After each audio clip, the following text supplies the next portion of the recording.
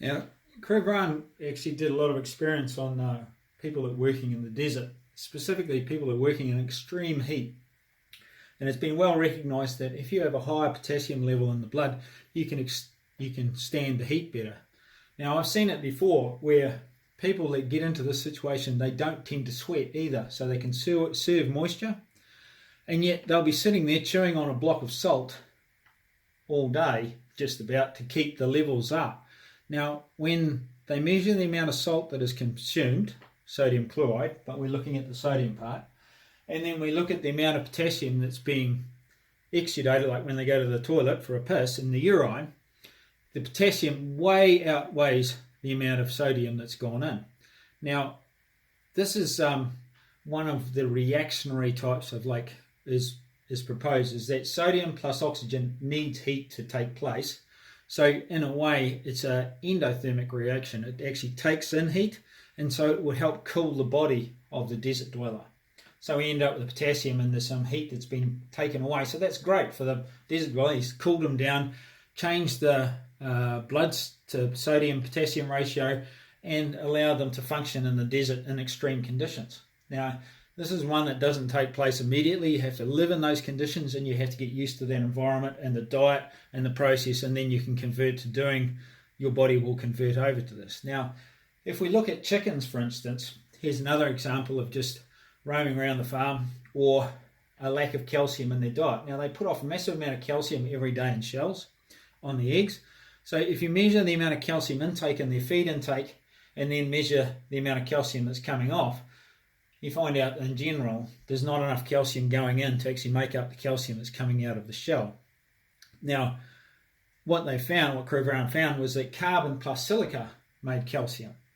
So the chicken eats grit off the ground, and they do that in their grindings to go in their gizzard to grind up their food, takes in carbon as part of its food supply, and it creates calcium and creates the shells. So we look at that scenario is that the animal is actually converting different minerals to actually keep its survival up and to keep in a healthy process. Now, Cravan wasn't the only one to identify these issues.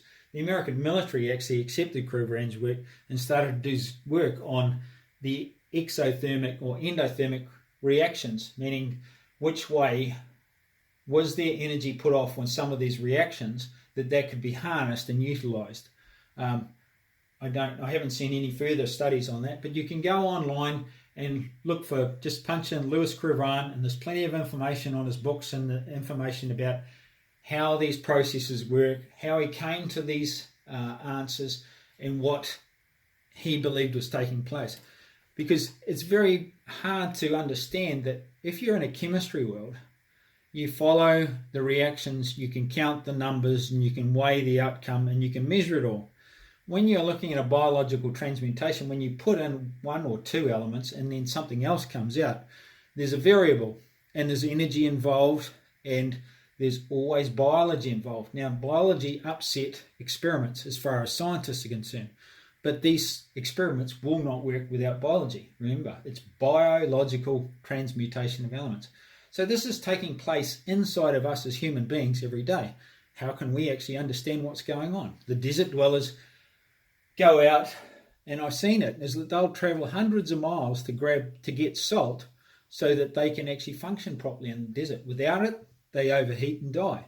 So they don't actually know the chemical composition or what's going on in their body. All they know is that they need salt, and without it, they're in trouble. So the thing is with a chicken as well, the chicken knows if it eats grit and it eats carbon, it spits out healthy eggs. So the animals have an inbuilt system to actually understand what's going on with themselves and to hunt out the foods that will actually help them to be healthy. And what we need to do is to monitor what is going on, and that's why it always comes back to a total soil test, an available soil test, and have a look what's happening, because things change inadvertently through the seasons, and you have to look at what are the catalysts that actually might start these reactions and what are the biology that required. Because when it comes down to it, we're going to go on to the next part. We're going to look at the amount of nutrient that leaves your farm every year and look at the numbers and realise is that we're putting on way too much stuff on the land as soluble nutrients or nutrients that might be a little bit available. In reality, we need to be getting our soils to function better.